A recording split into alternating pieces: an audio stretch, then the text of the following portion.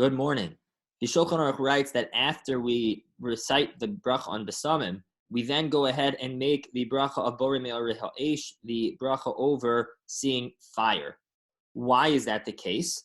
The Rosh explains that, based off of the Gemara in Pesachim, that it is a zecher to what occurred on Motzei Shabbos regarding fire. What happened on Motzei Shabbos regarding fire? The Gemara in Pesachim brings that on Motzei Shabbos, God gave da'as, gave knowledge and understanding to Adam HaRishon, that he was able to take that and understand and go ahead and rub two stones together to produce fire.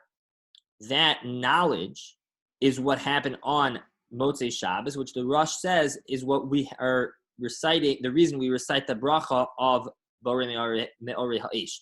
His proof that it is that, and it is not simply that we are getting hana'ah benefit from the light and from the fire, is because if it were purely birchas hanehenin, purely thanking Hashem for the hana'ah that we get, then we should do that every time that we get benefit from a flame or from light, which we do by any other hana'ah. When we eat an apple, every time we eat an apple, we make the bracha.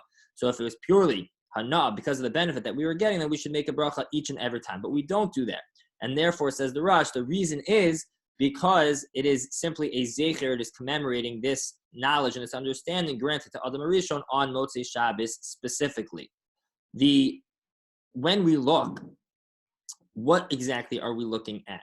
So the Torah brings that we are meant to be looking at our nails, but more specifically the difference between our nails and the flesh immediately up against our nails. In fact, some curl their fingers over and put them into the palm of their hand so that you can compare both to the flesh behind the nail as well as the palm. There are two reasons why why the nails are specifically what we adopted the practice to look at. The Torah brings one is because practically we always have our nails and our flesh with us, and therefore whatever situation we're going to be in order to recognize the light and have this zecher, we have them. We always have them with us, and therefore we use that example.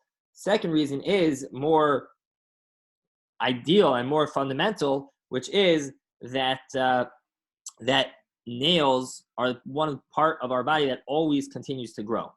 Right? Even when we cut our nails, we know that it always continues to grow back and become more and more and more. And that is a siman bracha. That's a sign of a blessing, continued growth, and being fruitful and multiplying, which is appropriate to have as a siman bracha in the context of Havdallah as well.